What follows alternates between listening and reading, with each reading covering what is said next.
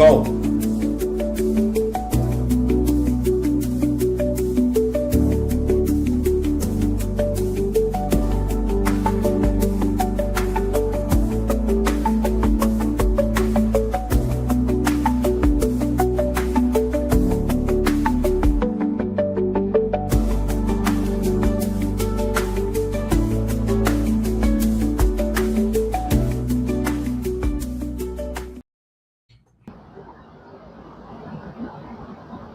I'm Kyle Nix, Dragonplex Dojo champion, and you are watching Main Event Wrestling Network.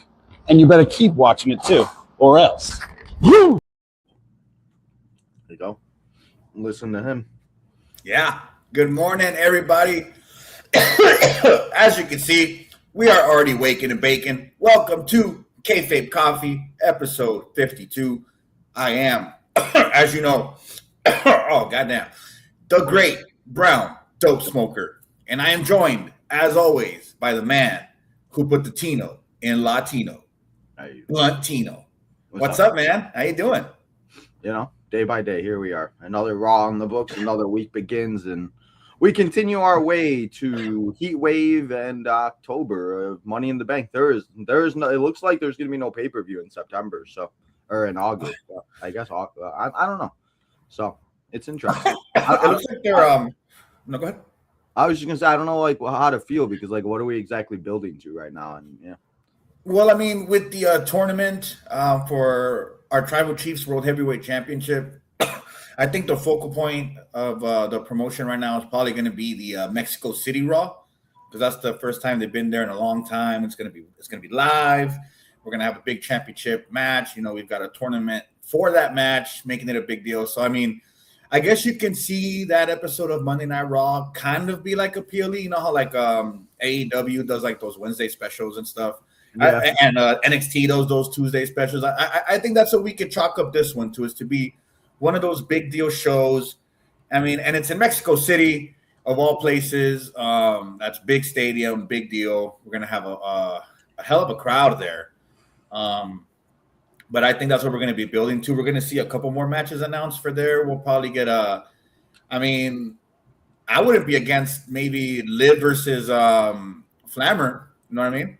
Yeah, I mean, it wouldn't be a bad idea of them kind of doing what they did for John Cena's Saturday night's main event, is have like AAA against WWE and give the people, because I don't know about you. I was going to ask you, didn't you feel like yesterday they I felt like a lot. I know you said you didn't watch all of it, but if you did watch any of it, if you go back and watch it, they focused a lot on AAA last night. Like they were getting to try to get people to know who these guys are. And if you don't know who like La Parka is, or, you know, if you maybe have just learned who Penta is now, just of recent. So it was kind of nice because they showed the tournament bracket a couple of times. They talked about a couple of the superstars, and me and you obviously know who they are. But I mean, it was just nice for people that might not know.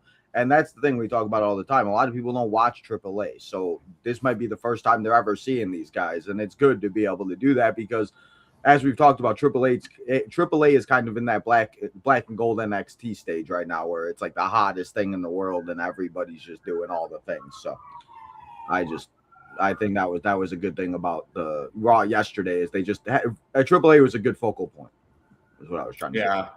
I mean, the tournament's got matches for Raw, AAA, and then Raw next week as well. Why SmackDown wasn't included, I don't know.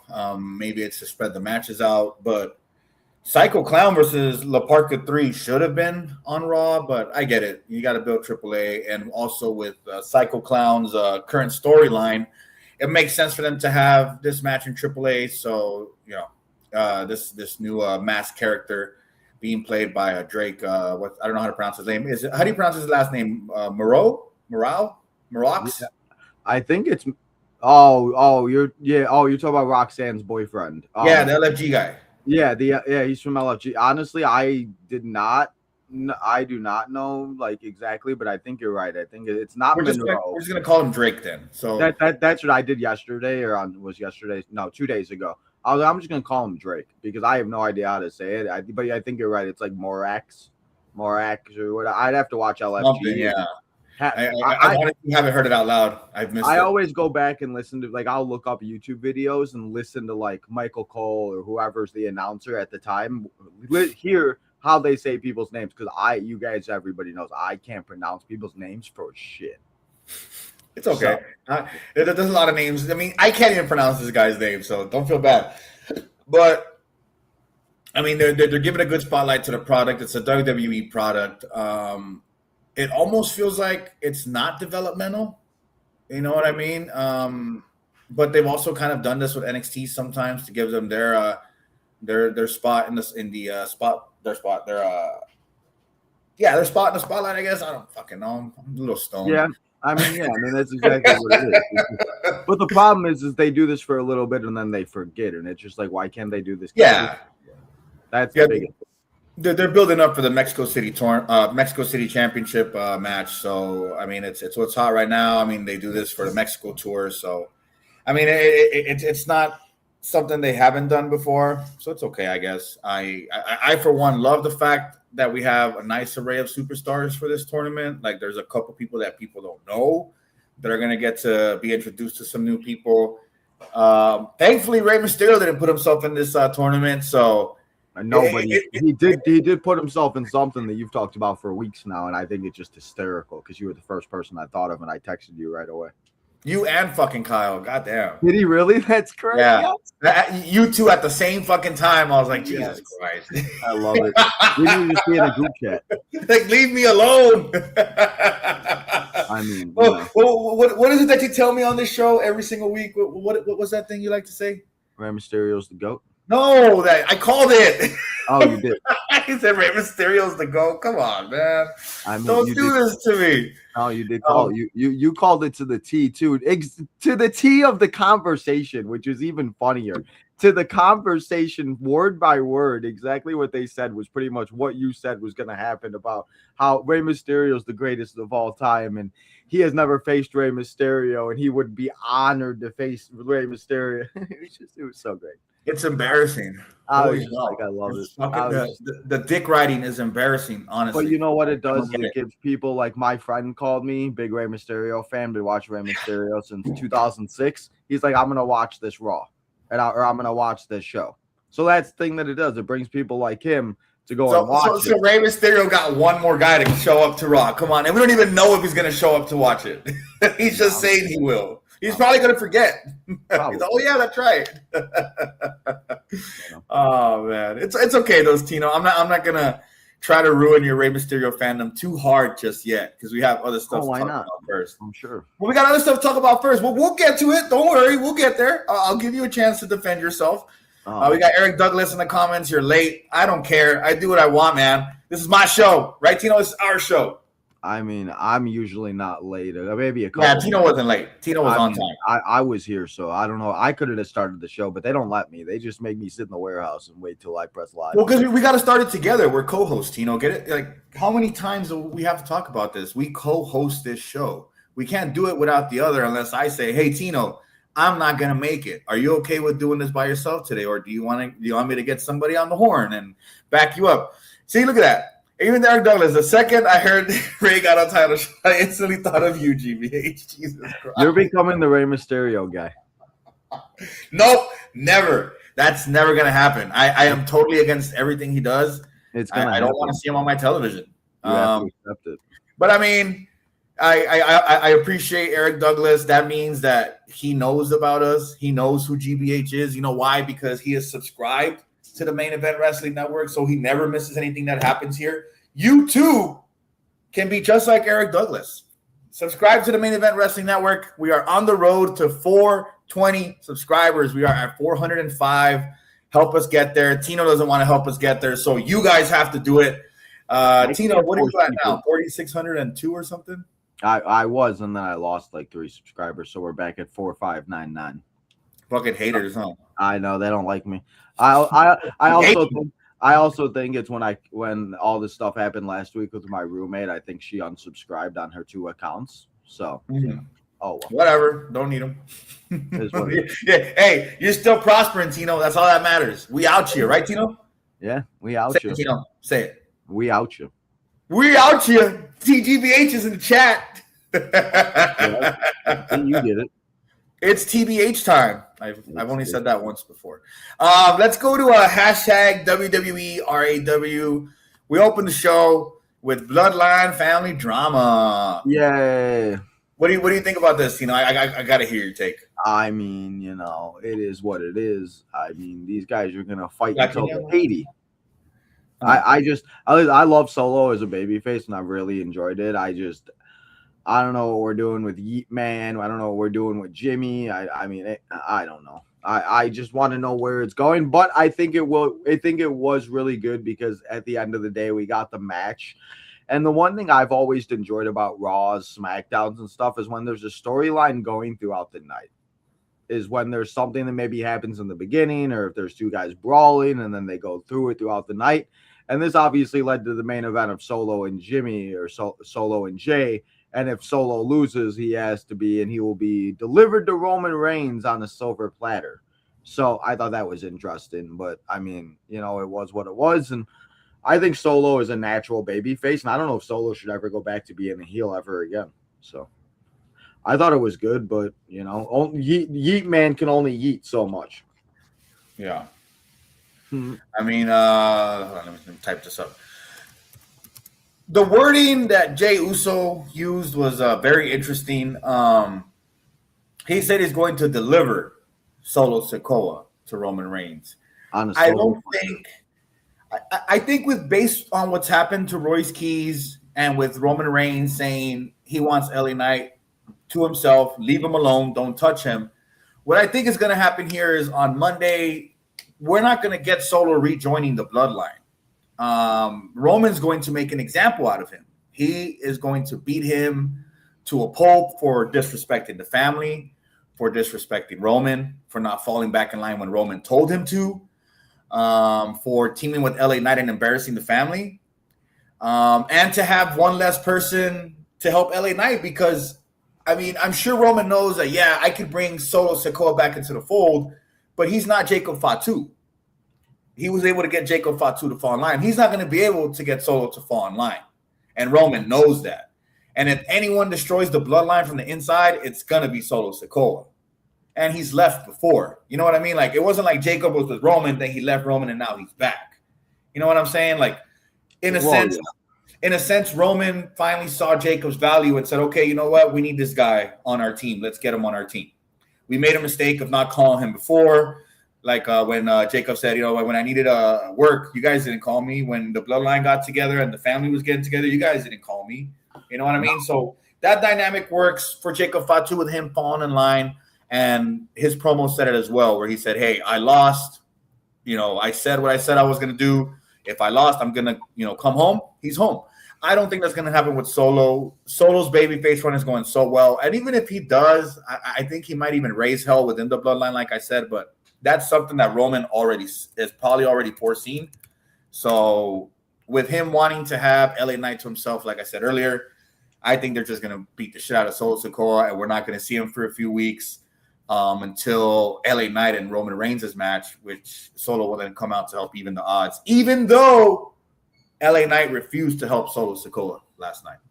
So I think everyone's just jumping the gun as usual. Everybody's losing it. All of a sudden, people care about fucking Solo Sikoa. No, you do not. Isn't it you guys weren't there in the gym with us. You guys weren't there in NXT when he was barefoot. You guys weren't there when it'd be like was that. Going up against the bloodline. Y'all were saying same old shit. Y'all weren't there with the MFTs.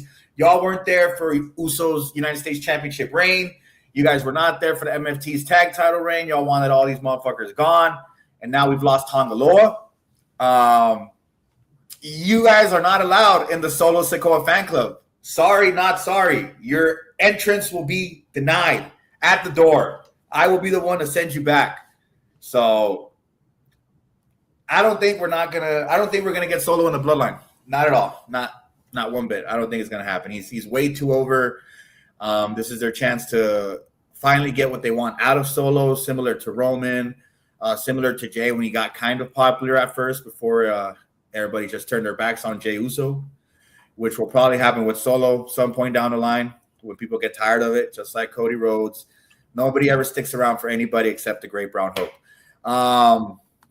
Let's before I keep rambling about this because there's more to it, let's move on to the first match of the night. What did we have? We had Penta versus Laredo Kid first, apparently, right? Yes, we did. First, You told me it was Tozawa in theory. Okay, well, maybe I lied. You did that on purpose. You know, I see. Listen, man. Go ahead. Confusing. You're right. I think it was the Penta and Laredo Kid, and then it was Tozawa in theory. Man, the vision starts off raw so often I lose track. No, I know. I'm just busting your balls, man. I want to hear how you feel about this one. You've probably, I don't know if you watched TNA when Laredo Kid was there. No. I don't know if you saw his work in Worlds Collide or AAA with the Cruiserweight Championship, but you know Penta. How did you feel about this match with being fairly new to Laredo Kid?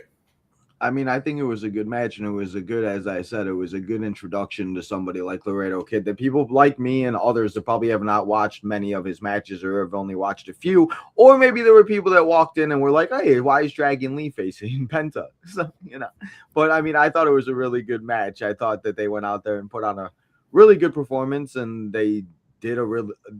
Laredo Kid went out there and shined and did what he had to do, but at the end of the day, we all knew Penta was going to win, and there was no way Penta was going to lose.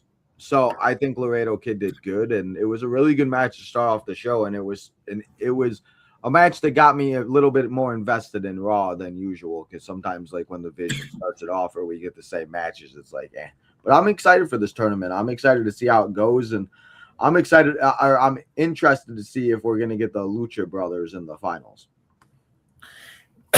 That's what everybody's saying.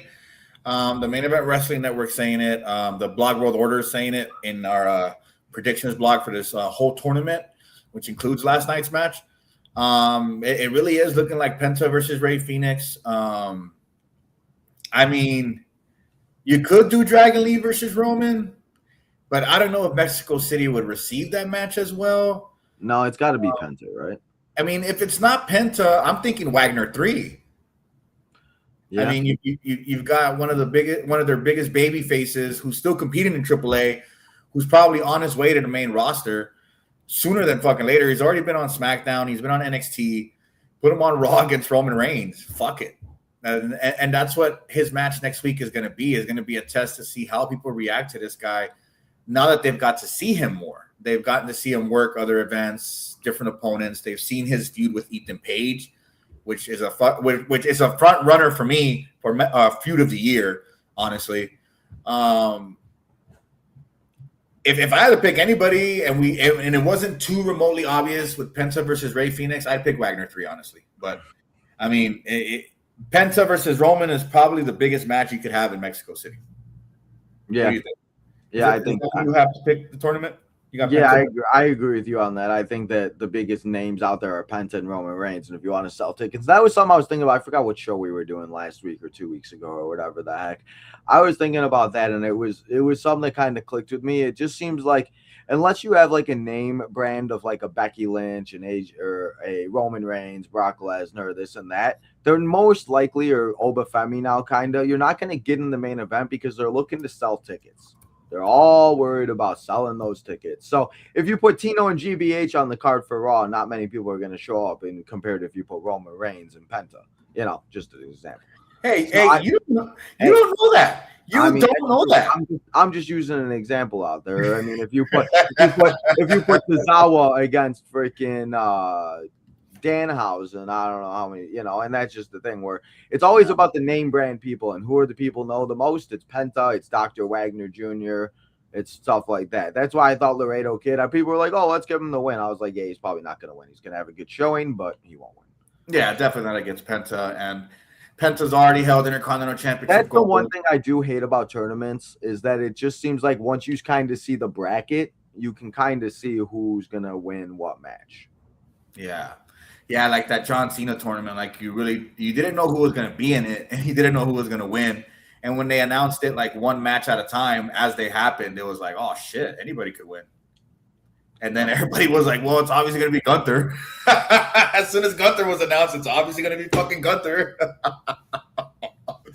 But yeah, you're right. Like it's almost sometimes too obvious. I mean, they really got to mix it up. In this first round, to keep people guessing, I would have done Penta versus Rey Fenix in the first round. Yeah. And now it just looks like they're going to be the ones in the finals. And We really haven't seen them interact too much in WWE either. Yeah, and then I guess because it was off air, right? That they appeared together in the ring. I think so, yeah. For SmackDown or something, I think. Something like that, yeah. Yeah, it was like a dark match or something like that. Some shit like that, yeah. I mean, it's I'm still excited for this tournament. We've got 3 more big matches. We've got a big match on Saturday, La Parka 3 versus Psycho Clown. That's going to be fun. You need to start tuning into these AAA events, so you can at least learn how to say their names. Oh, I know, right? I know. I just always forget that they're on at 9 o'clock on a Saturday, and I'm like half asleep by then. And it's only an hour show, and then you could always rewatch it the next day because I think as soon as they drop it, that's the full episode. Like it's not like it's airing live like Raw. Like the whole episode is dropped already. Yeah. And it's like an hour 15, an hour 30. And they have it in English and Spanish. So if you want to, learn the names in Spanish, you can watch it in Spanish. If you want to learn the names in English. I mean, honestly, the Spanish commentators, you can't watch AAA without the Spanish commentators. And everybody's always asking me why I say their names in English. It's easier for people who don't speak Spanish to say their names. Once they learn how to say their names, then they might be able to learn it in Spanish. But I do it to help you people out. And you really have to start watching it. You need to get on that shit. You don't have to do a watch along, but you need to get on it, bro. I know. I need to just add it to my list on YouTube so I remember. I think it'll just blow you away. Like when you don't have to because I know you watch along with everything that's aired. It'll be nice for you to watch something without having to worry about doing a watch along for it. You know what I mean? Like you could just sit and watch it. I feel weird when I don't do a watch along for certain shows. When there's a show on, a show on and I'm not doing it, I'm like, wait, why am I not doing it? I'm like, should I be? I'm like, hey, sometimes less is more, my man. You got to get the people to come to you. Make them come to you. Make them ask you for a watch along. See, you know what I'm saying? So hard because you say that, but then it's like you don't do it. Then people are like, well, why didn't you do it? Why didn't you do it? Where are you? Are you okay? Well, why didn't you do it? When you don't do it, they're complaining, and then when you do it, they don't show up. Like, come on, people, or you do it too much. It's like, well, I don't know. Yeah, this is my job. I give you got YouTube money bags. Oh yeah, the YouTube money bags I get. I mean, what else are you buying all the smoke with, right? Exactly. Tell them what we want, Tino. We want the smoke. No, come on, say it like you mean it. What do we want, Tino? We want the smoke. We want the smoke, yo. We want the smoke, yo. Tino, you're a fucking idiot. I am, aren't I? Can't be like that. Oh man, let's see.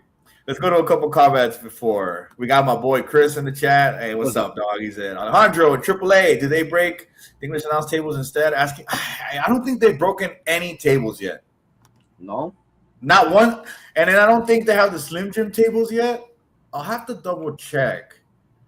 But no, I don't think they've broken an announce table yet, especially with Omos. But he's really safe. Omos is like one of the safest workers I've ever seen.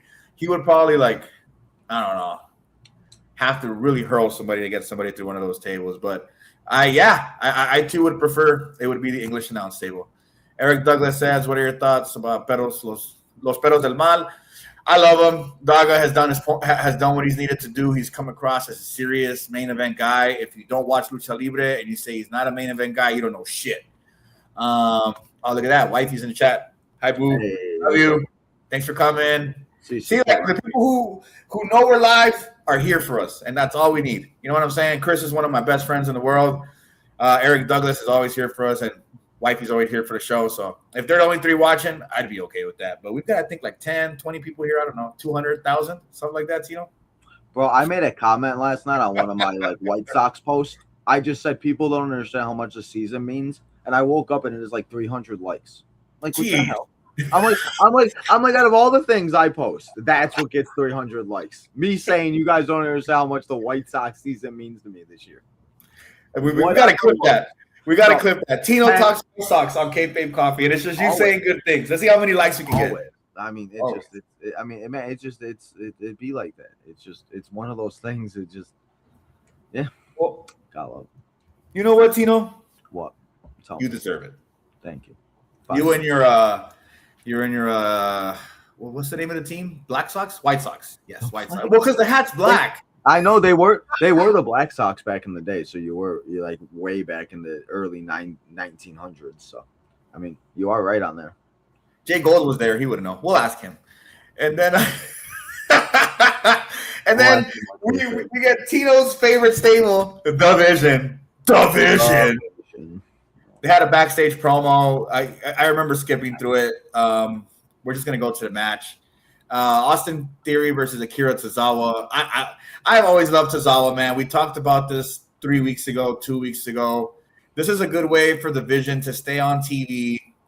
They get through a team that has some weight to it. I mean, I know they never won tag belts, but they've been together for 2-3 years. Otis is a former Money in the Bank champion, case holder, whatever. Akira Tozawa, former cruiserweight champion. You know, him and Cruz del Toro are the last two guys left from 205 Live. So, yeah, it's fucking insane. There's nobody left in WWE from 205 Live. I don't know if Joaquin Wilde was there. I think he was, but I don't recall. I think he was just NXT.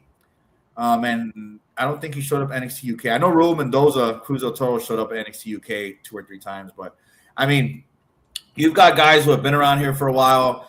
Tozawa has gotten probably hundreds more pops than Austin Theory ever fucking will. He's probably got more views on TikTok, Instagram than Austin Theory ever will. So you can't say that this is a squash match. And it wasn't a squash match. Apparently Austin Theory has a new finisher now. Ooh, I want to see him pull that shit on somebody like Big Cass.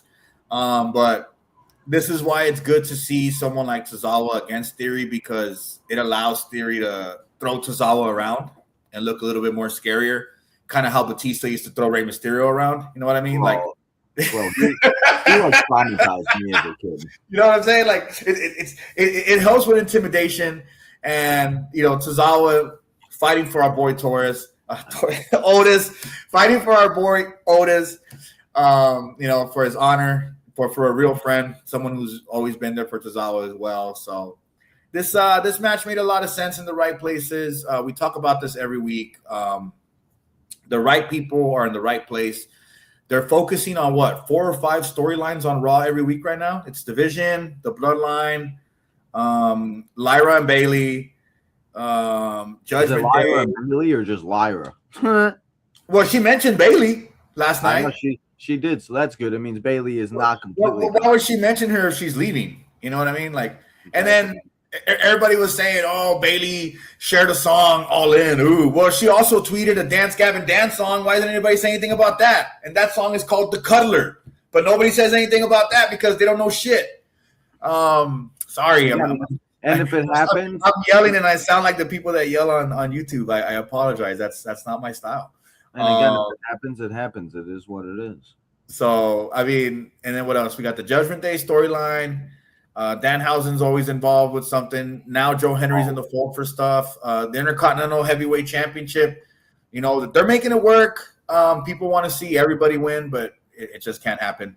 But this Vision, now it doesn't look, I mean, it's still not really that great of a group. They're saying they are, but this is a good way to get started on it. You get rid of the lower level tag teams first. You run through those.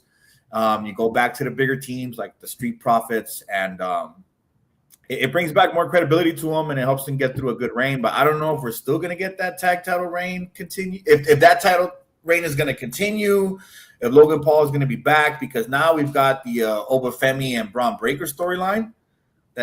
I don't know if they're going to let this slow burn or if we're going to get this either Sunday Night Live, Mexico City. We could get it next week. What do you think, Tino? I mean, I think that's the thing. We don't know when we're going to get it. And I mean, based off of what has been happening in the Triple H era, I feel like we're going to get a slow burn, and it ain't going to happen until like Survivor Series. But we could also see it.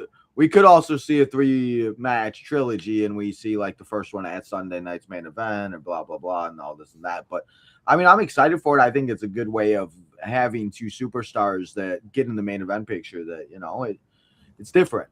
That's what I always like. I like different. I'm so tired of seeing the same shit, the same superstars, the same things. So that's why, like I said last week, like Jacob Fatu and Royce Keys, it was good to see those 2 in the main event because that was something different, and this is the same thing. But it was part of the biggest storyline on Raw. But you look at how big that storyline is. Look how many people are involved, and they're still managing to make it work without having to have Jey Uso in every match, or Jimmy Uso in every match, or LA Knight in every match. they've got so many rotating pieces. You know, you give it some time, and now look at what it's turning into. Now Bloodline's probably going to destroy Solo Sikoa, and LA Knight's going to be all by himself again, no friends, because he wants to be a jerk. He didn't help Royce Keys. He didn't help Solo Sikoa. People that helped him with his bloodline mission, his little side quest, and now he's probably gonna get a title shot. You know, and how selfish can somebody be, really? Man, I want to know how I get a title shot, because I could just walk into Nick Altus's or Adam Pearce's office and be like, "Yo, can I get a title shot? I'll be there Saturday night's main event or Sunday." Just get a lucha mask. Huh? You can get a lucha mask. Enter the tournament. Beat up Dragon Lee backstage. Tell him we want the smoke, yo, so he think it's a Street Profit. Well, I wear my socks hat over the mask. There you go. You got to. Why wouldn't you? What's his name? One of the Spider-Mans on Twitter, he wears the bandana and the hat over the mask, so why can't you? There were like four guys on a base, or one of the I think it was a baseball team or something. They all went and saw Spider-Man yesterday on their off day, and they all dressed up as Spider-Man and all had like different like Spider-Man like things on this, so they knew that like who was who. Nice. It was like, well, there you go. You can do with a little bit of extra money, huh? Yep. I mean, hey, you would know, Mr. YouTube Moneybags. Oh yeah, all the money. Man, if I made all this money, I wouldn't have had to kick out my roommate. I would not be dealing with all the issues I'd be dealing. I'd be living in a bigger house, and I'd probably have a whole house for my collection. I don't know, man. I think you're working us because you're probably getting like you don't have to spend the money. You know what I'm saying? Like, you could be smart. Like me, if I was making YouTube money and I didn't have to go to work, I wouldn't be out spending it. I would be at home trying to save it, or I'd be door dashing. I'd still be eating my cup of noodles every day. You know what I mean? I'd still be eating my $2 sandwich cheese, my $2 sandwich meat. Nothing's gonna change, but there will be signs. Like you'll see me at every single Raw with a sign that says "Fuck Rey Mysterio" in the front. That's the guy's got money. You know what I mean? So. Shit, I'm the type of person, man. If I had it, I would help. I just need help when I don't have I know. I feel you, man. But you know what? That's why we got you. We at the Main Event Wrestling Network. We are a brotherhood, like Magneto's Brotherhood of Mutants. Speaking of YouTube, did you see what they're doing with the shorts starting next year? With the what? With the shorts next year, starting in February. You have to have over 2 million views on shorts every 90 days to start getting paid. So you're going to stop getting paid on your shorts starting in February next year if you don't have 20 million views in 90-day span. That's fine, because that means we're going to see a lot of people fall off. People that are inconsistent, don't know how to work. You know what I'm saying? People that I'm really interested. They announced it yesterday. I'm really interested to see how that goes, because I mean, shorts are really important, and I mean, we've talked about it a lot, especially as of late, and I've seen you talk about it. So I'm interested to see how that works with all the shorts and everything, because YouTube be changing things, but like you said, that might actually help and find people that are consistent and put others videos out there that are more posting every day, such as myself. Real work, because there's a lot of like remixing, a lot of reposts, a lot of like just throwing their fucking watermark on it. It's gonna eliminate stuff like that. So, and if we get through shorts, that's fine. We'll work our way back towards it. You know, that's what we do here at the Main Event Wrestling Network, and you can see everything we do if you shoot us a subscription. We're trying to get to 420 subscribers, so tell a friend. Tell all your fucking friends. If you only have one friend, tell that friend. You have 10 friends, tell all of them. All of them. And then we got a Rey Mysterio and I cosplay as Rey Mysterio every day, Dragon Lee backstage segment. Dom said something about Rey, and Dragon Lee was like, hey, that's my guy. It's embarrassing, man. I mean, you saw that segment, right? Yes, I did. I was there. I had to go back and see it for myself. Like, why? Rey Mysterio is a grown man. He can speak for himself. Right, Tino? Nope, he can. He is the greatest Mysterio of all time. No, he's not. Yes, he is. Actually, yeah, he is, because Dominic is a Guerrero. So, see, exactly. You know what I'm talking about, right, Tino? I know what you're talking about. I remember 2000. I was there. And then we had a Becker, Morgan, and Lynch interaction. How did that go? I mean, I I said it yesterday. I don't know if we're getting the number one contenders. I don't know if we're gonna get shenanigans and make it a triple threat. I don't know what we're gonna get. So, yeah. What do you want them to do? Hold on. Oh, Are you answering the phone live on the air? I am, because I need to make sure that I've been waiting for a phone call, so I just need to make sure it wasn't the right phone call, but it was just spam. Mr. Important guy over here. Oh yeah. No, it's just I'm trying to get him to yeah. Gotta love it. I'm just messing with you, man. No, listen, I hate answering the phone. I hate people, man. I sick of it. I don't know.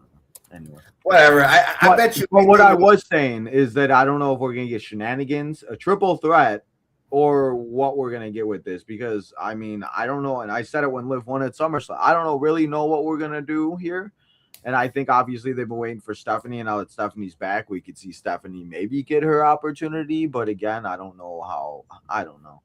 I just feel like at the end of the day, no matter what's going to happen, Becky Lynch is going to somehow end up with this title, which is fine. Becky hasn't been champion in a while, like main champion, but I don't know. Yeah, she put over the IC belt pretty big, so I don't think. I mean. I think you mentioned it, that she said that she was done with that belt or whatever, so that kind of disregards it in a sense. You know what I mean? Yeah. You're kind of kicking the can there a little bit, but I mean, if she didn't say she didn't technically say it was worthless, so I guess we'll take that as a win. But with her being in this title picture, it only makes sense. You know, I mean, you got to get a real champion in there. We don't know if Steph's still injured or what the plan is going forward. If they give her the belt, who is she going to be competing against? Same thing with Becky Lynch, but at least with Becky Lynch, it makes sense because she's already been there, done that.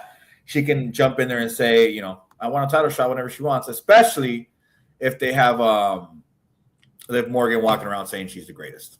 So, hey, look at that. We got Jim Tucker in the house. Hey, Tucker. Hey. He said, enjoy the coffee. Oh, yeah, we're enjoying the coffee. All right. Right, Tino? Yep. I got the espressos and all. Why don't you tell Tucky what we want, though? What do we really want? You know, we want the smoke. The smoke, yo. We want the smoke, yo. I mean, I thought we were just gonna give Kara Morgan. Lynch is an interesting addition to this. I like it. I have nothing against it. Usually, I get what's the word I'm looking for? Uninterested in Becky Lynch's feud sometimes because her promos sound the same when she goes into autopilot. But with this feud, it's fun. I like it so far. You know, she's making Liv Morgan look as bad as she probably smells. I really don't know if it goes to Lynch or Vicare here. And with having the triple threat, it leaves it open to interference. But I mean, they got to get the belt off her somehow, and it makes sense with Becky Lynch the most. So let's see how this plays out. We might get a triple threat one-on-one. If not, they got something to work with the next couple weeks. Yeah, I guess I think the biggest thing is it going to be a singles match or a triple threat at the end of the day. Yes, we do, boys. We want the smoke. The smoke. And then we got Dirty Dominic Mysterio versus Dragon. I cosplay as Rey Mysterio Everyday Lee. I have nothing but good things to say about Dragon Lee. The last time we talked about Dragon Lee during the last Sábado Gigante main event mixer we did. I thought he was going to win the tournament for the Latin American Championship. I thought he was going to win the championship. Well, I mean, yeah, win the tournament, you win the championship. I thought he was going to win the tournament, win the championship, and it was going to start a Latin American Championship run on Raw, so he can defend it on there, similar to Rey Fénix defending the Cruiserweight Championship on SmackDown. He got injured. He got replaced by Lince Dorado, and now he's in this tournament, which he probably won't get far in. When they announced this match with Dom possibly taking his spot, I thought Dom was going to win, but it looks like Dragon Lee might not be injured anymore. But like I said earlier today, I just don't see Dragon Lee versus Roman being a match they bank on. At least not for a big Raw like Mexico City. Yeah, I think that's the biggest thing, and I'm very interested to see how again they go about all of this, because how many people are I don't know. It just I see a lot of whining about Dom's booking. I see a lot of made up speculation that people are just throwing darts at the wall, making shit up so people can click on their stuff. How do you feel about Dirty Dominic Mysterio's booking? I mean, what do people want? He is in one of the biggest factions that have been in WWE the last 2 years. He has the AAA Mega Championship. I always forget about it, but I mean, still he does. He's on TV every week, and I've talked about this a lot. You get paid when you're on TV, and we've been talking about all the YouTube monies. If it means I'm going out there and having a 5-minute promo and I don't have to hurt myself, and I get hypothetically, who knows how much these guys get paid, but $10,000, we'll say hypothetically for somebody like Cody Rhodes, whatever. I don't know if I doubt it's that much, but either way, I'm going to go and do that all day long. Or LA Knight. He's been on the show like 3-4 times. And that's the thing about Dominic Mysterio. He is, how old is Dominic? I think he's my age. He might be 28, 29, 30, right around there. He might even be younger. So the fact that, again, Rey Mysterio is how old? 55, almost 80. So Dom's got 30 plus years. He's going to be world champion. He got title runs. He's got injuries. He's got things he's going to go through. You know? I mean, I think that's the bit, right? I mean, am I crazy, or why do people complain? It's like these guys are on TV. I get that they're not doing everything that everybody wants them to do, but they're on TV every week, so who cares? Let's book everybody to win, Tino. Everybody gets a win this week. No one loses. I wish it was that. I think that's why. And again, I talk about it all the time. I think that's why, again, as I said, that's why like this season for like the baseball or like last year with like the Bears and stuff just meant so much, because all I've been doing is losing my entire life. So I appreciate the wins more. And that's why I say like I'm just trying to enjoy it. So like you got to enjoy these times sometimes, because then when Dominic does become champion, just like when Liv became champion, or as I talk about watching these NXT stars go from LFG all the way to the main roster, main events in NXT, it's like you'd love to see that, and it makes the wins and everything so much more better. And I say it a lot, and I've said it a lot lately, and the only thing is one thing that makes me feel better is everything happens for a reason, and there's a reason why everything happens, and we just don't know why yet. But again, even like I mean, it's just, I don't know, it's weird. From like even like injuries to superstars, like it you know, I just think that people need to leave Dominic alone and let Dominic do it. Dominic's winning at life, and they're still complaining. I mean, let's be real here. He's got wifey, he's got stepmom, he's got girlfriend, he's got, you know, titles, he's got it all. He's Eddie Guerrero's son, you know what I'm saying? Like everything's going great for the guy. And his uncle's Rey Mysterio. I mean, you know, it's all good. His uncle's Rey Mysterio. You said he's 55, almost 80. That was good. I don't know how old Rey Mysterio is. Quick with that shit though. It's just like I think I've kind of ruined your Rey Mysterio fandom, and you don't even know it. A little bit. I still 55, almost 80. See what it is I just don't. I think what it is I just look at Rey Mysterio a different way now. It's like when you say, like, I had somebody tell me something, they were like, oh, well, you look at Charlotte because of this, or I forgot what it was, and I couldn't look at Charlotte the same ever again. So it's just one of those things, like, if you notice something and you say it, it's just like I can't ever unsee it. And that's kind of how it is with Rey, unfortunately. Yeah. He said 55, 80. And then, that was pretty cool. He dropped some knowledge. What'd you say? He said everything happens for a reason. There's a reason everything happens. Are you a fucking philosopher, Tino? Man, I'm so fucked up. I'm a fucked up in the head is what I am. Everything that I've been going through the last year, 2 years, man. I'm literally doing a life update on my channel at 12:30 to let everybody know what's going on, because people are like, "Why are you so down? What's wrong? Are you okay? What's going on?" And I mean, you know what's going on, and I haven't been able to really talk about it, but it just affects me so much, and that's the best way I look at it. Because as I was saying, like, if we're not doing this, I'm pacing and having anxiety attacks, and so. It's the only way for me to look at it, because there's been a lot of things that have happened, and I even look about it like for like things about like even with the podcast or like joining the network, or like I think about it like, you know, just stuff like that, like how like we all met, like we would have all never met if we all didn't start at the same time, if we, you know what I mean, like just one of those things that everything truly does happen for a reason, and we just gotta figure out and wait. And me, I'm impatient. I don't like waiting. I want it now. Give it to me now. Like, I need instant gratification, because So we'll see what happens though with Dirty Dom. He'll be fine. He'll be champion in 2 years, and everybody will forget he was Mega AAA champion. Yeah. Exactly. And he's already the mega championship is a heavyweight championship. He's gonna be all right. You know what I And mean? He's again, on that's TV twice a week. And and it's just like you said, money. money, man. It's all And, about those checks and championships. And what does Dominic gets? Those checks and those championships, and he gets everything else in life. So and then if you watch YouTube, Instagram, his stuff outside of wrestling, the dude looks like he has money. The dude looks like he's living no, cush. He's set. no, You know what what I he mean? well, that's what it is he said and he did it the right way. Is he's so young and he's whatever, but he's set up to the point where his kids are good and he doesn't have to worry about it. It's like Ray and him go to like the Padres games, or he's going and doing things outside or in San Diego for the community and stuff like that. And it's one of those things that, again, so. And his baby face run is coming, so he's gonna be winning nonstop. And then once he starts winning nonstop, I'm so sick of Dominic. I know. Like, get out of here. And then we got Not from LA Knight and Jacob Fatu. I know we had other LA Knight segments. We can group them into this one. But that's what I'm saying. Is LA Knight somebody too? He's on the show 4 or 5 times a week. He gets paid separately, people. Like, I don't know if you know this, but they get paid every time they're on TV. The more time, it's like TV time. More TV time they get, the more money they get. So if LA Knight's 5 segments for 30 minutes, he's getting paid for 30 minutes of doing nothing. Some weeks they don't have to wrestle. No. And they're still forget.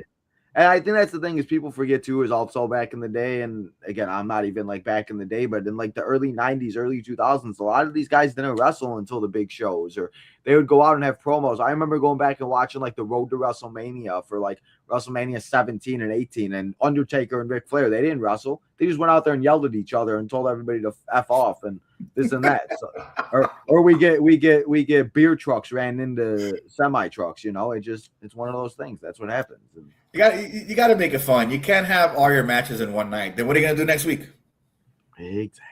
And again, I think that's the thing too. People seem to forget, and I think about it too. Kind of writing a TV series. Triple H is trying to write a show every single week, and I'm sure it's not the easiest. So the fact that he's doing it is just something that let me give you a book and you try to write Monday Night Raw for a week. Yeah, no, exactly. And now they're gonna beat up Solo Sikoa. Like LA Knight's probably gonna run out and try to help him, and Roman's gonna tell Jacob, "He's all yours." Nope. While they beat up Solo some more, and then Jacob's gonna beat up LA Knight by himself. They're gonna have a dramatic scene where LA Knight tries to reach for Solo Sikoa, and they both get beat up even more. Come on, man! I call this shit every time. It's gonna happen. It's gonna fucking happen. Then we got a little bit of stuff left. We'll go through it super quick. We got Old Lady of the Sun and Io of the Sky versus the Judgment's Day. Hey, man, did you see that Lola Vice debut last night? Shut the fuck up. Everybody was reporting that shit. They swore they got it. I always get my hopes up, and this is why I think I like misery and pain, or I'm just used to it. Like I've been thinking about, like, I think I like being in trauma, and I feel comfortable in trauma, because I thought Lola was gonna come. I got so excited. I was like, we're gonna have a debut, we're gonna have a return, we're gonna have something. And then as I thought about it, I was like, why do I do this to myself every time? Every time WWE does this, they get me all excited, all hyped up, and then it's somebody like a Io Sky or Becky. And again, nothing against Io Sky, but we were just expecting something else. But then again, we all should have known better, because Lola Vice is in a relationship with Damian Priest. And what brand is Damian Priest on? He is the SmackDown World Champion, and they all love to keep couples together. So Lola Vice probably shows up on SmackDown this Friday, and we'll be all fine and celebrate. So, it is what it is. But I mean, I think this might have been her best like performance in the ring. She didn't mess up. She didn't slip. She didn't do anything. And again, they're working on the fly, and they talked about it a lot too in Unreal. They just got to call these superstars up, and I bring it all the way. Again, I talk about all the time, like AAA or like Major League Baseball and the AAA. Like, you can only beat up AAA pitching for so long before you got to go to the majors and figure it out. So kind of what they're doing, and Soul's figuring it out. So I thought it was a good match. I love myself, the Roxanne Perez and Raquel Rodriguez. So it's always fun. And yeah, it was a good match though. I thought, it did its job, and I was happy Soul got the win. I mean, you got to get the win somehow. Somehow. But I mean, when Lola Vice left, what did she leave behind? Her boots and what else? Her gloves. What if she's having a character change, or what if she's going back to UFC? I don't think she's going back to UFC. I mean, her sister tweeted something earlier today. It was a AI thing. Obviously. I thought her sister signed with WWE. Yeah. But she tweeted like a UFC AI thing of Lola. I mean, that could also be a work, obviously, to help stir up some stuff. I don't know if anybody has reported it yet that she tweeted it. But that's what she tweeted. I was like, hey, this is an interesting way to throw a hammer into the cog of the machine. It's like you're gonna have everybody like, oh shit, she's going to UFC.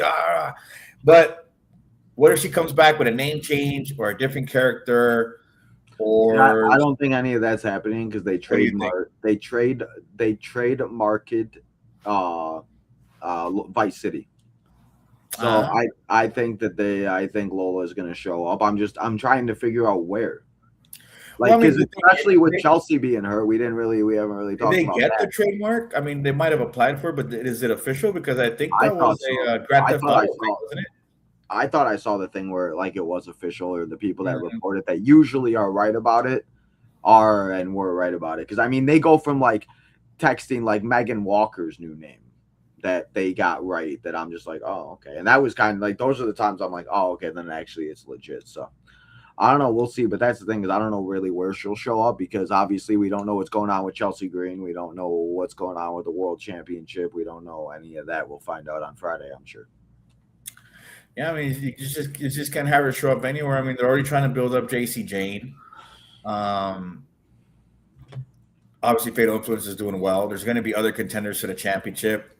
Do you blame Fatal Influence for Chelsea's injury? Because people are all are getting mad at Lane. There's some people trying to blame Fatal Influence, and there's people trying to blame Nia Jax. Accidents happen. You know, it's not like it was on purpose. But see, and another person, everything happens for a gosh darn reason. And that's the thing too, we were talking about it earlier, like we don't want you here, and where were you 10 years ago, or where were you this and that. Like Chelsea Green's been through hell the last 12 years, and it just seems like no matter what, everything that you go through and everything lines up for a reason. And that just where it just like, it's unfortunate Chelsea keeps getting hurt, but it just, I'm interested to see where it goes. So I just wanted to, I don't know. Yeah, I keep thinking about things. I just want to get it out. So sorry. There was a tweet I had seen that that same injury had happened to Rhea Ripley, and that's how she got the face mask, and she was still wrestling. Remember? Yeah. So that's the thing too. And Chelsea's obviously worn a face mask before. If people and then with the way today's booking is going, if Liv Morgan can get away with 90 days without defending. See, if that's the thing. Get away this long before they decided to take the belt off her. They can do the same thing with Chelsea. They don't have to take the belt off her. She doesn't have to wrestle every week. They can give her a title match once a month, or as she gets better, maybe in like 6-7 weeks from now. Nobody would be mad about it. It's become the norm ever since Roman did it. I mean, honestly, that's why they did it for Roman. Roman's a big-time star, obviously. There was nobody left for him to face, but it was also a test run to see how they could book things like this. So the booking could be the same here. But Chelsea, people love Chelsea Green. She's popular. They don't want to see the belt taken off her. So I think there would be more backlash if they took it off her really quickly instead of giving her a chance to, see if she can heal, see if she needs surgery, see if she'll be okay. I just keep the belt on her. It's lightning in a bottle. Obviously, she's one of those stars that's been around forever. People know her.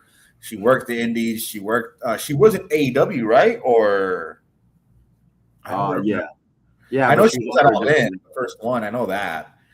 But see, that's the thing too. It's like the Elena Blacks of the world and stuff like that, or like the Tay Mellos, is like they've been in WWE and stuff for so long, or they were like so long ago, that there's times where like I forgot Chelsea Green was part of like the Brie Bella and Stephanie McMahon storyline until I went back and watched the retro episode. I was like, because I was trying to figure out, like, when Chelsea first came, like, where the hell is she from? I'm like, why is it driving me insane? I'm like, where is this lady from?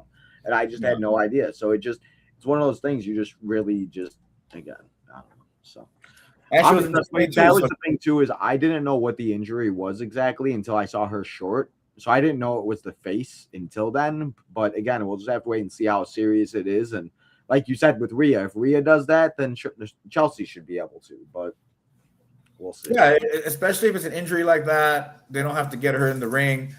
I mean, there's ways around it unless she has to take an extended amount of time. Then yes, that makes sense. I feel like there should be like a thing where it's kind of like an injury list, where like you could put somebody on like the 10-day IL and they don't have to relinquish. There you go. Or like 10-day IL. like for real, or like you put them on like the 30-day IL and they're like interim, and then if it's 60 days, then they got to vacate the title or something like that, because we see it with baseball players and we see it like even with the trade deadline last week, there were a couple players that got like traded that were injured, and then now they're starting for their new teams. So it's just one of those things that it would give, and then maybe that's a way for them to kind of call somebody up. Like if Rhea's hurt, maybe they'll call up Lola, for example. So I think there's different ways that they can do it to kind of incorporate like they do in other sports to WWE, especially with all the TKO BS and nonsense. I mean, you see it now, even on the broadcast. I've noticed it with like similarities, and it's just like, okay, sure. I have to show you something, Tino. I'm sure. Look at what you've done. What have I done? I've done a lot of things, man. My life. You created this monster. Oh, it's Dark State. It's Dark Shady. And there's Kyle Nix getting beat up by Dark State Shady. I'm dead. I did do that. You started this, Tito. I did. I'm sorry. My bad. The one time you called Shady Dark State Shady, and these two already had a Twitter beef, and it's even funnier too, because there was one day I tagged him in something and I said Dark State, and it wasn't. I don't know why. Just like Stephanie Valkyrie. There was a guy on the White Sox. His name was La Primera or La Pantera. That's what his nickname was. So for 6 months of Stephanie Valkyrie, I'm walking around saying La Pantana or whatever the fuck. And nobody's letting me know that I'm saying it wrong. And nobody helped you. Nobody helped. I think it was Kyle that finally said something. I was like, thank you. That's why I love Kyle. Kyle can be mean sometimes, but Kyle is always there looking out. Or man, there's been 3 out of the last 5 weeks that I've had the wrong NXT picture on my thumbnail. And Kyle's like, hey, Tino, wrong picture, bro. Oops, my bad. Motherfucker's always watching. You gotta be careful, man. I don't know. I make these thumbnails so quickly sometimes, so I appreciate that. But same here, man. I'm just so good at it. But yeah, I mean, I'm good getting off track here. I can just keep talking for hours. I just like talking. I think it just releases the anxiety. Can I just sit here and talk like this for hours and hours and hours? It's all right, man. That's exactly what we're here for. What the fuck? And everyone is here to listen. So, you know what I mean? And everybody who's here, feel free to leave a comment, drop a like. I mean, you've seen it. We interact with people on here. If you guys get active with us, we'll get active with you. We've got one match left, but we're going to go to your fucking segment of the night. We had a Gable and Ray together. With you said segment of the night. You said it, not me. I said your segment of the night. No, you said the segment of the night. No, I said what you would say is the segment of the night. And you would.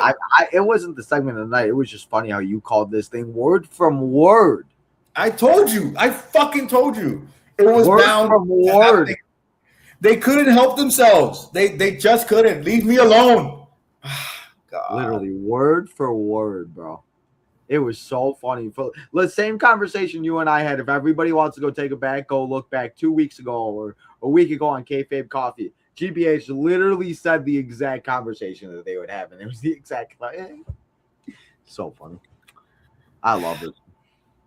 They just doing it on purpose now. And I don't get it, but it did get me thinking. It got me thinking. About what? About life. What if this face turn isn't work out? Because, okay, with SummerSlam, the hat's coming off. No, I was just struggling a little bit. I got a little itchy.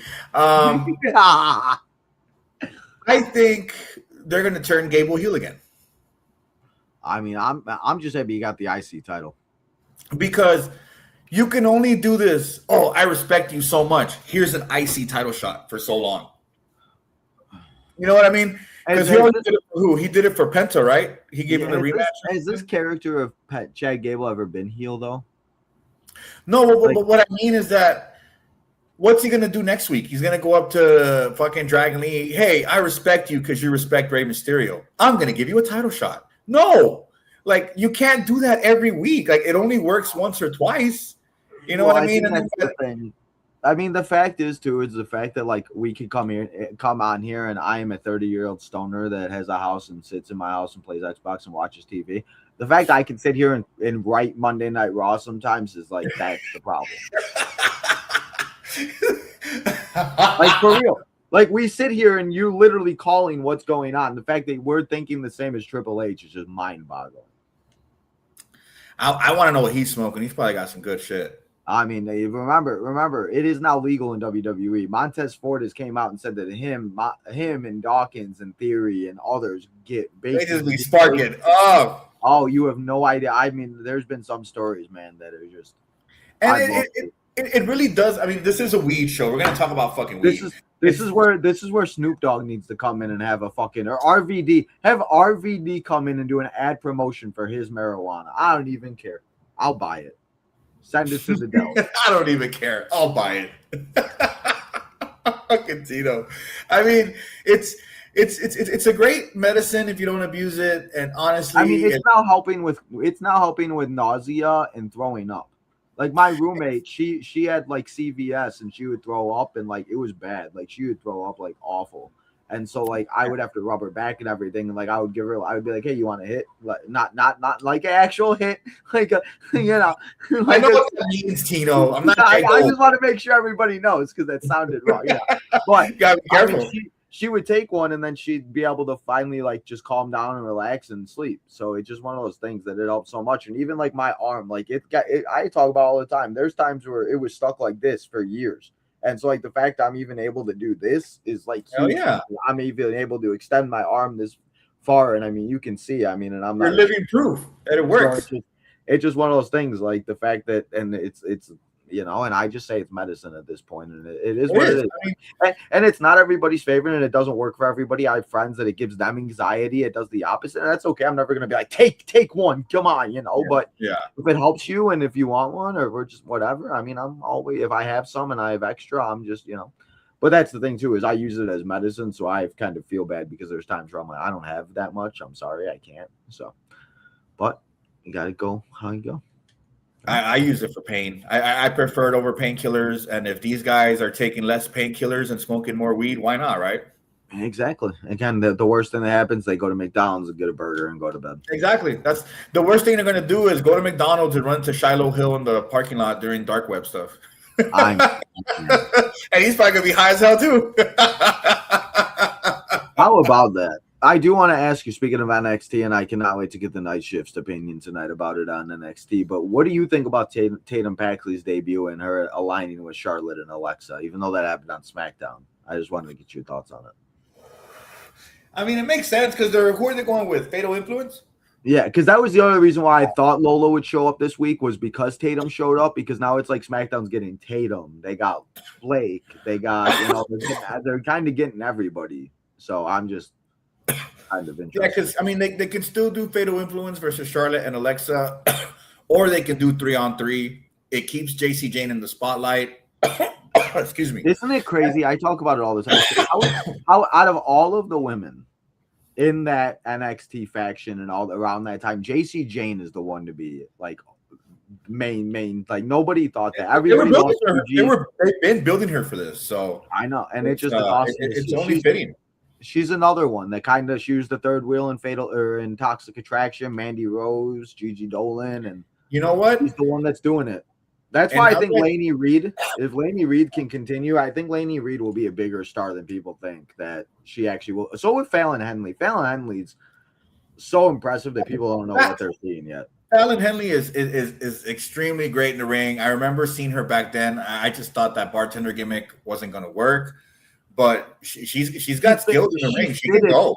When she first started, though, that fit her with Brooks and Jensen because it was a good way of like getting to know her. And she kind of, like the way like she is and everything, like she would be like my dad owned a bar and everything, and he had like 12 bartenders and everything, and she definitely looked like she would have been some like one that would have been a bartender and everything. So I mean, I think it was a good way, but then when they turned her into this character and they gave her this heelish side, it locked a whole different type of Fallon that nobody I don't think saw coming. Her offense looks scarier. So and it's crazy to think about the women in NXT that go from like Roxanne Perez's winning the breakout tournaments, even like Ren Sinclair's, the stuff like that, like the fact that she's the speed champion on NXT and everything, and like she has kind of like made a name for herself that people, you know, it just it's awesome to see how fast these people can get and make a name, and just see like even from like SummerSlam this week, seeing like people meet like Souls and Obas or Kyle meeting all the NXT superstars. It's like, you know.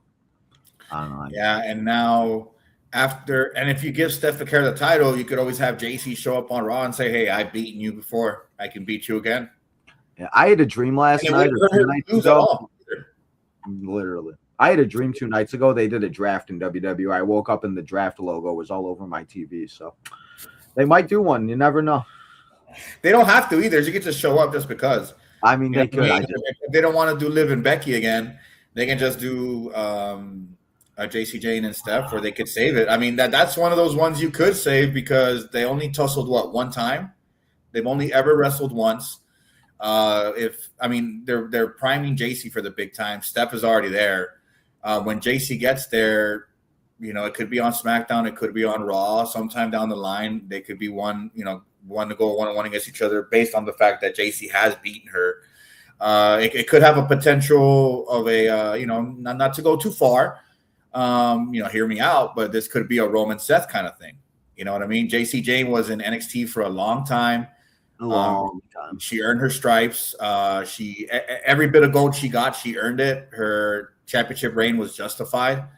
Same with Stephanie. She was in the Indies a long time. She worked Mexico for a long time. They both put in their years, and it wouldn't be a bad thing to make their feud a big time feud for the next 10 years, maybe. If they both stick around, they could be pretty big feuds. Once, twice, 3 times, who knows? But there is that she's the only one. Her and Liv would be the only ones that have beaten Steph, so they could make a case for it. Yeah, because I mean, Liv did beat Steph, right? Yes. Okay. See, I already forgot she did it. That's how non-legendary it is. You know what I mean? I even think about that too. Like, it's crazy how fast. I mean, bro, we're in August already. Like, football starts in 3 weeks, and like it's Christmases, and like it's crazy how fast time goes by. You know, like I think about that too with like injuries. Like Rhea's hurt right now, but before you know it, Rhea will be back. Or like Naomi announced she's having a baby, and Naomi can now show up at any time. Like, it's just it's crazy to me. Like, I don't know. It just, especially like Becky Lynch's daughter growing up, and like just remembering like when she announced that, I don't know. It's insane. It's almost Royal Rumble season, man. That's when everything changes. I just can't. Right around the corner, brother. You ready for it? It's better than Christmas. It is, and it is the Royal Rumble is in Arizona this year, which I have you were talking about best friends earlier. I have a best friend that I've been best friends since 3rd grade that lives in Arizona, and he's the Rey Mysterio fan I was talking about earlier.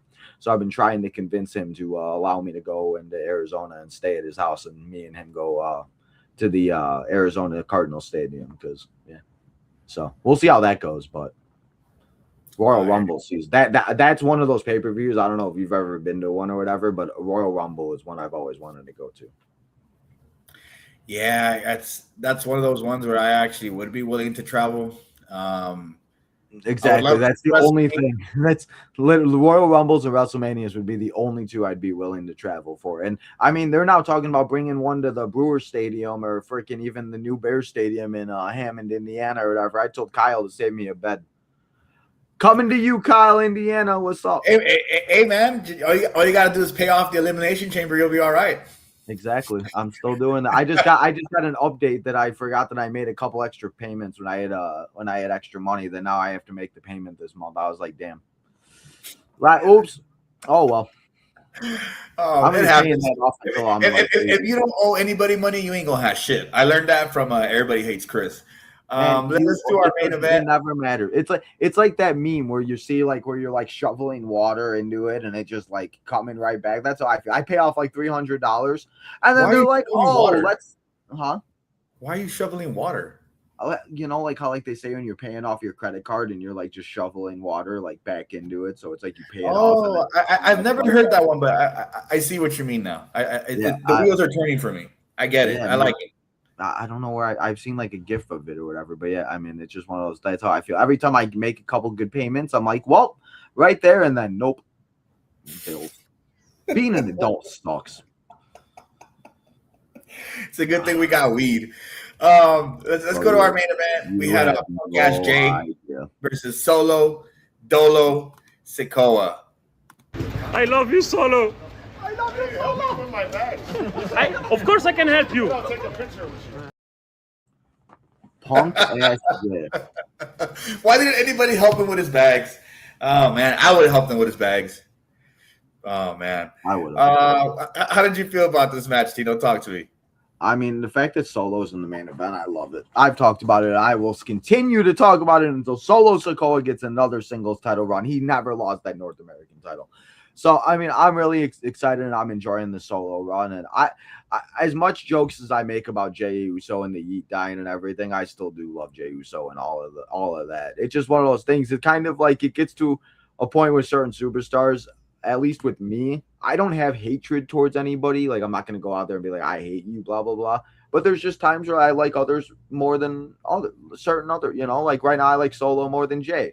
6 months, I might like Jay more than Solo. So I think it was a really good match. It did its job, and the stipulation definitely helped because it was more intriguing. It was like, oh, okay, well, let's see what's going to happen and who is going to win this match and where it's going to go. So Jay ended up pulling it out. I was very shocked that they had him pull it out. I thought after Solo kicked out a couple times, I thought Solo was going to win. But now Jay gets the deliver Solo on a silver platter next Monday on Raw. And I don't know where it's going because Roman will be on Monday Night Raw next week, apparently.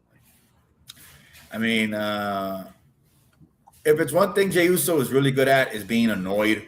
Him being annoyed at Solo reminds me of how annoyed he used to get at Sami Zayn.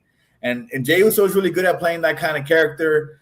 He's good at playing Roman's right-hand guy, which is what he's doing right now, even though they're quote-unquote equals. But he said it himself. He's going to deliver him to Roman. Sounds like right-hand man Jey Uso talk to me. And I think that, like I mentioned earlier, that wording is very specific. He's going to hand it to him on a silver platter, and they're going to absolutely fucking destroy him, dude. What if they bring out a table and they have Solo go underneath the table and put his head on the platter and then put the thing over his head? No. You know? Don't give them ideas. I can already see it too. LA Knight is like pushing a cart. And they're like, what are you doing? Nothing. Just leave me alone. Roman said, leave me alone. And he shows up to Roman. He's like, hey, here's a Solo on a silver platter. And he pulls the cover off, and it's Solo right there smiling. And they both jump Roman. I think you may have just given him an idea, man. That was a good one. I mean, listen, we've seen just that. And he's smiling. Yeah, literally. Like, that would be a great visual. No, I can't get it out of my head. That was good, Tino. You're funny sometimes, man. I know. I got a comment from one of my friends on Facebook. I've been like family friend for like 15 years. And she goes, you made me laugh. I was like, yeah, I'm like, I can be funny sometimes. Not all the time, but only sometimes. I get a laugh every once in a while.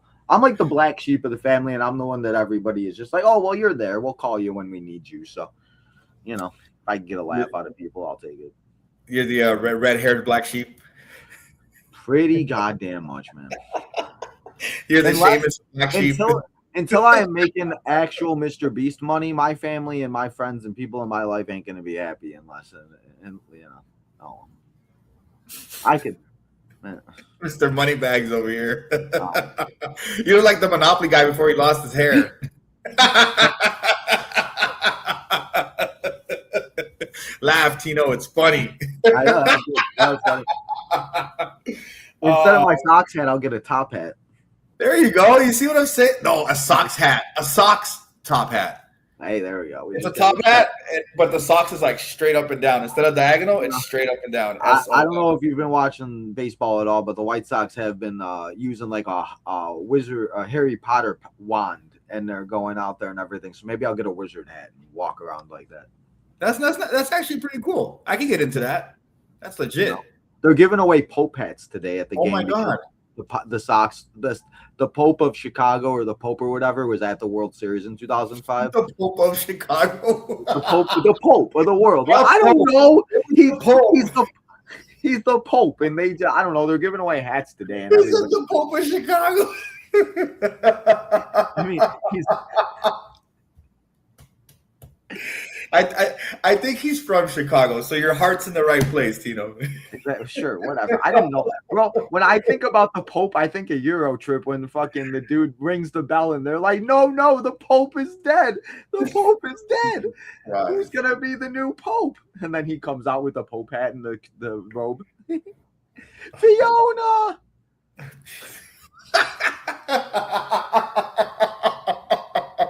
He said Euro trip? I haven't seen that movie in years. I just watched it like a month ago.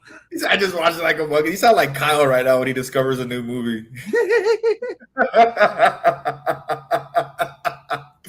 Oh man, fucking Euro Is trip. it when Kyle discovers a new movie, or is it when Kyle discovers a new wrestling show he hasn't watched from the early 2000s? There's that too. But me and I've Jay never both noticed none of them. Man, I love Kyle, but I've never seen somebody that is so like on brink and on point to be like, I am not gonna watch a retro episode. I am not gonna watch like these old wrestling shows. I'm like, okay, I get it. I understand. Me, I'll go back and watch the same Royal Rumble 30 times. I don't know how many times I've watched Survivor Series 2000. That's just one of my favorite ones, man. So there's just something, man. Like I literally, if I can't sleep at night, I put a wrestling show on and I'm sleeping within. I'm gonna stay up. I'm gonna watch this match, and as the bell rings, I'm sleeping. Yeah, just fall asleep. It's the best you can do for yourself. It's just like you said. It puts you in a good place, makes you comfortable, makes you happy, and before you know it, you're already asleep. Just from the peace and the serenity. It's like my wife says, when you're close to someone you love, it makes you sleepy because you trust them and you want to rest around. And then that's also wrestling too. You know what I'm saying? With relationships, with wrestling. So we have a deep bond with wrestling. It's always been our comfort zone. It was there for us, and when nobody was, and it still is. It's still here for us. And now we get to probably see Solo Sikoa get murdered on television.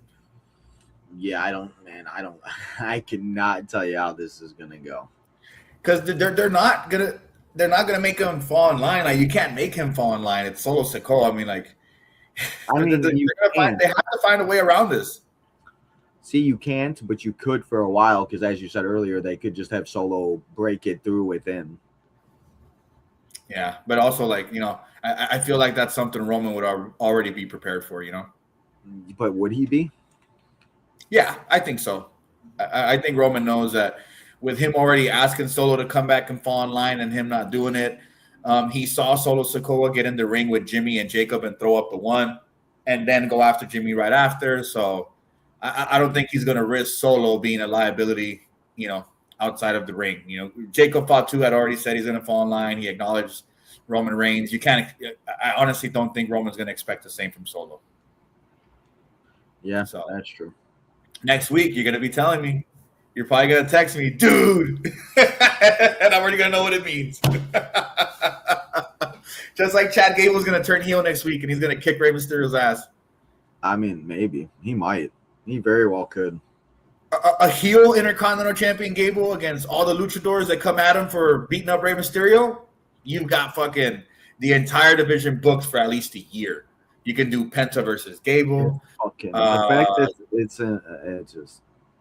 There's so much you can do with everybody fighting for fucking Rey Mysterio's honor. You can do Joaquin Wilde versus Gable, Cruz del Toro versus Gable, everybody in the LWO one-on-one against Gable to start. You know what I mean? You said everybody in the LWO. It's going to be a good week next week. Like, there's going to be some wheels moving, man. We're going to see Dominic get something done next week after losing to Dragon Lee this week. Honestly, I think Dom is going to steal Dragon Lee's spot next week in the match anyway. He's just going to beat him up. I thought that's what the match was for yesterday. That's why I thought for sure Dominic. Oh, yeah. Yeah, but I mean, they're doing that for a reason. You know what I mean? He's going to find a way to get himself that match. He's going to beat up Dragon Lee backstage, and then he's probably going to lose. I mean, I was shocked Dominic wasn't in that tournament, and I mean, I thought it was good though because the people that they did put in it were people that you really don't know, and that's why I said I thought it was good because you put people in there that are going to be like, oh, okay, well maybe I don't know who this person is. Let me check them out. And then who's Dragon Lee facing next week? I forget. I have the bracket. I had it up too. Next week, Dragon Lee against Dr. Wagner 3. There you go. Well, Dr. Wagner 3 definitely going to get the one. Nah, I don't know. You don't think so? I feel like you see that's why for me this tournament is hard. Besides Ray, Phoenix, and Penta being in the finals, but like I can see Dragon Lee beating Wagner 3. I can see Wagner 3 beating Dragon Lee. I can see Dom stealing Dragon Lee's spot and beating Wagner 3. I can see Wagner 3 beating Dom. I can see Dom winning this tournament and he finds a way to weasel himself into it. You know what I mean? Like there's so much in this tournament that you really don't know what's going to happen. Yeah, you really don't know. It could be some quality television, man. So, and there's always round 2 as well. Dom could find a way to insert himself into round 2, but I think it's going to be next week. I think he's going to be going after Dragon Lee. Even after he lost to him, he's still going to find a way to take his spot, and it keeps their feud alive. You can have Dragon Lee versus Dom Mysterio for the Mega Championship if he's not going to go against Dragon Lee in the in-between or on Raw. You know what I mean? Yeah. Well, I mean, that's the biggest thing, too, is they can go so many. Next week's Raw. Next week's Raw is going to be big. They can really go a lot of different ways. And I think that's the one thing is with this too, is until the Mexico City, have other people from AAA show up. You don't need them to be in the tournament for them to have a match or an appearance. Like have Mr. Iguana show up. Just have Mr. Iguana show up. You know? Just sit in the crowd, yeah. The usual Monday Night Raw stuff. I'd be okay with that. Where they have that's the only way that's the only way you're going to get people excited to watch a Raw in Mexico City, because you're going to get people to watch it and people are going to turn it on and they're not going to know who half these people are. They're going to be like, why am I going to watch this? They're like, why am I watching a cosplay Rey Mysterio take on Roman Reigns? Like literally, that's what they're going to say. Because Rey Mysterio is the one luchador. If you ask anybody, if you ask a normal person, most likely, they probably know who Rey Mysterio is. But if you ask them who Penta is or Laredo Kid, they'll be like, who? Who? Yeah. Huh? Yep. Who, what, where, when, why? Yeah, just put him at ringside and show him, hey, we got Las Toxicas in the house, and everybody, yeah, cheers. Again, that also gives me a way too to being like, oh, well, maybe let me see if I can pronounce this guy's name, because again, I don't know how to pronounce it. There you go, something like that. But I think next week is going to be a big episode. Honestly, it's going to be a lot of fun. There's so much they're going to do. You know, you've got the Raw in Mexico. Would that be on early in the day, or would that be on at the normal time? I think it might be on an hour earlier. Oh, okay. I think it's an hour earlier. I'll double check. Or it might be an hour later. What, it's September 14th, right? Or something like that? No, it's Triple Mania. Oh, okay. So wait, when is this Triple Mania is September 11th and 13th, I believe. Oh, yeah. So then the Mexico show is September 14th. No, 13th. The 11th is in Vegas. No, I know, but the Raw in Mexico City, wouldn't that be the 14th? Oh, yeah. Yeah, I believe it's after Triple Mania. So it's Friday, Sunday, and then that Raw is in Mexico City. So 2 weeks. Or 3 weeks. Well, I guess I lied. Or I guess that's a month. Never mind. You know what? I don't fucking know what day it is anymore. And I think it could be Dom then. Maybe. But you don't want to throw away Dom versus neither. Again, you could have somebody be taken out of the tournament, somebody randomly gets injured, or what we like to call it in the baseball world, a fake IL stint. They just put somebody on the IL stint because they had a bad game. White Sox were good at that a couple years ago. Yeah. Somebody would run down the bases. They would have people that say their legs would hurt after running. Huh? I mean, now that we've talked about it more, and I know I said earlier it feels predictable, it also doesn't. Like there's so much they could do here with just Dominic Mysterio, just being involved some way, somehow. Like you said, someone could get injured. He could take out somebody, or he could take out everybody in the two guys in the finals and just get steal a spot for himself. Worse things have happened, like Rey Mysterio give himself a free title match. There's so much that can still be done here, and I'm not usually excited for Raw very much. I was excited for last night's because of the tournament. But I'm ecstatic for next week's. We have 2 matches from the tournament. We have Ray versus Gable. We have Roman and Solo Sikoa. I mean, that's just mentioning those 4 matches alone or 4 segments. That's already all of Raw right there, honestly. With everybody else just sprinkled in between, especially if Liv's not going to defend her belt again. Ever. So I think we get another Austin Theory match next week, maybe a confrontation between Oba and Braun, and Liv, Morgan Lynch, maybe a promo from Bailey, and then the 2 matches, Ray and Gable, and then Solo Sikoa is going to be decimated by the Bloodline. It's going to be a fun next week. I'm excited. Hopefully it will be.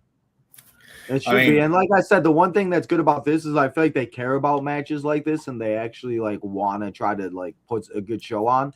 So they actually do deliver for shows like this. And that's the one thing that sucks, that it just seems like they put more effort into other shows than they do other, You just got to take what you can get. We're already used to shitty programming. If you appreciate what they do have, it's easier to appreciate the product. I'm okay with everything going on. At least we don't have 30 different storylines without any of them getting payoffs or any sort of fucking acknowledgement on TV. Keep the main focuses alive. You keep competitors active in ring action. Give them a reason to be on TV. Give them a reason to matter, similar to how they were booking the Intercontinental Heavyweight Championship before Chad Gable got it. Little things like that, and they're slowly building up the tag division again with the Vision. They're having Braun Breaker against Obafemi soon. Those are 2 guys who have been on TV every single week. We've got LA Knight possibly becoming champion soon. I mean, there's a lot going on. People just have to sit the fuck down and watch it if they want to watch it. If they don't, change channel. Exactly. It's not that fucking hard. Just change the channel. It's like I always think back to that meme I was telling my wife, the Tyler the Creator one, where he was like, cyberbullying's dumb. He's like, just close your eyes. It's like, why are you watching something you don't like? Like, you're being very vocal about how unhappy you are with it. I hate the booking. Fuck you, Triple H. You know what it is I'm such a person like that, and you know what it is I don't know why, but I love just watching that, and I love just, maybe it's just because I don't have it in my whatever, but I love just watching people like yell and scream and drama, and I mean, I don't know. Maybe that's just me, but I love that. You're so mad all the time. I maybe that's part of it, but I mean, I love to just sit there and watch it. Like Teletubbies, bro. Goddamn, relax. If I see like a video, or like there was this weekend, the baseball player got into a fight with the umpire, and he got ejected the following day after the game, and they were fighting, and benches cleared, and people are screaming, and I'm just like, I need to go watch this. Like, I feed off of it. I don't know, man. You're rewatching it again. You're like, yeah, fuck yeah. I get Tito. I don't know. You might really like hockey then. Maybe. See, I love hockey. I just got spoiled for a 3-year span. That now that after that, I don't know what the fuck to do with myself, because the Hawks were just so good around that time. I think Kyle and I were talking about it on an episode. I mean, those 3 out of 6 years for the Blackhawks were just insane. So. Tito just watches everything. When you're locked up in the main event warehouse 24 hours a day, you got nothing but time. Man, sports are the only thing that keep me sane. Like yesterday, the Sox weren't playing. I didn't know what the fuck to do with myself. Put on some SpongeBob. You don't like SpongeBob? What the fuck? Are you racist? No, I love SpongeBob. I just beat the SpongeBob game on my Xbox like a couple weeks ago. So I love SpongeBob. But you know what I like to think about doing when I'm bored? Because there's so much to do, I end up finding like errands or something. But if you really don't have anything to do, just download some older video games, dude. There you go. I would suggest Mega Man X. That was one of my favorite games growing up. It was on Super Nintendo. I've been playing Sims Hit and Run a lot. I have like 3 missions left. Finally, after like 20 years. You know what? Mega Man is perfect for you because you get to shoot shit, blow shit up, and you get to upgrade your armor and your weapons. You should totally.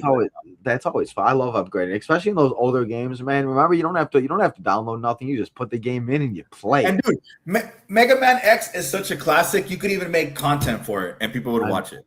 I did finally figure out how to do that. Hook the PlayStation up to the And I think it is available on the PlayStation Market. I remember I was going to buy it for my nephew, but he wasn't really like with it. He was like, I guess we can try. And I was like, never mind. Screw that. We're not Yeah, you don't want to get excited, then never mind.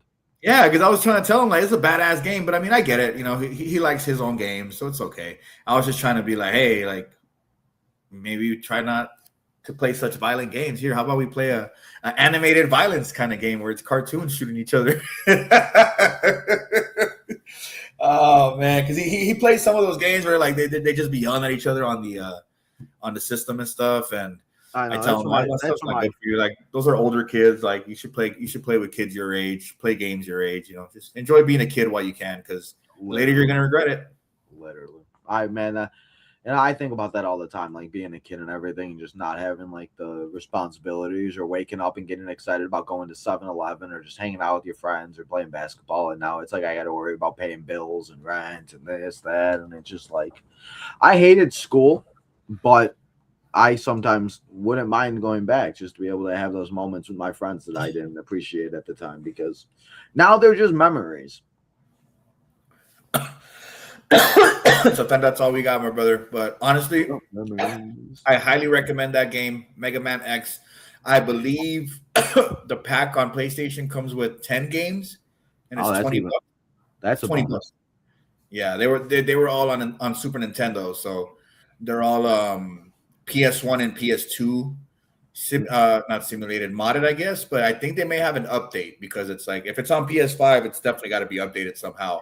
The PlayStation 1 was my first ever system. I think the first game I ever had was like The Matrix or something like that. Yeah, it's Mega Man X, and then 11, 12, 13, 14, blah, blah, blah. But play Mega Man X. You will not regret it. You will get through the day so much happier or so eager to keep playing. That's what I ended up playing, because we all know GTA 6 is coming out in November. So I started replaying all the old GTAs, and I think I said it a couple weeks ago here. I beat Vice City, but I started GTA 5, and now I got like 8 missions left, just because I've been playing it so much, because I've just been trying to keep my mind off of things that I'm like, I don't know. I'm like, I'm gonna beat it, and there's still gonna be 2 months left. No, trust me. Get it. If you don't like it, I'll pay you for it. There you go. Well, you guys heard him here there first. Yeah, and you got to get content up. Like when you start playing it, you should just do content, because you probably haven't played a game like that, and it'll make some quality television, my man. So, quality TV, I like it. I'm just saying. I'm just saying. You're gonna be trying to figure it out, and when you do, you're gonna fall in love with it, man. I promise you. I used to pay $10 a month to rent that game, because I was a kid at that time. I didn't have $40 to buy the game, so I'd rent it for 2 days, take it back. Rent it 2 days later for 2 more days. You know what I mean? So, the struggle, man. You didn't understand. You only had what, 4 days to beat a game sometimes, and you have to return it. And then if it was on hold for somebody else, then you have to wait again. Exactly. There was only 1 or 2 copies. That's it. Yep. There wasn't like 10 copies of it like today. Of going to Blockbuster or Game Crazy and the game not being there, man. Exactly. And that's what we used to do. Like we had 2 days off from school. Walk over to the game place. We'd rent 1 or 2 games, 1 or 2 wrestling VHSs. That's how we would catch on pay-per-views back then. The ones we didn't get to watch, we rented it after it was on VHS fucking 4 months later. And if you were, I was gonna say that, never got to watch it. Yep, that's what the wrestlers say too. They didn't watch it like the next day. It was 4 months later that they watched WrestleMania 16. So it's like they already knew what happened, but they wanted to watch it. So. And that's why I say all the time, people are ungrateful with today's product. They don't know how good they have it. They're fucking spoiled. Some of them will say, "Oh, I missed the network." Man, you don't even know how bad we had it before the network, and y'all ruined that too. But it's okay. It is what it is.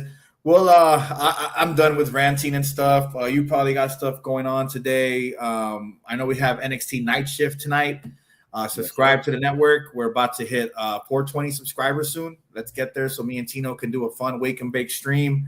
I think I haven't pitched this to you yet, Tino, but I'm thinking maybe if I get our cards right here and with how well the show is going, I think we should do a Kayfabe coffee on Saturdays for SmackDown.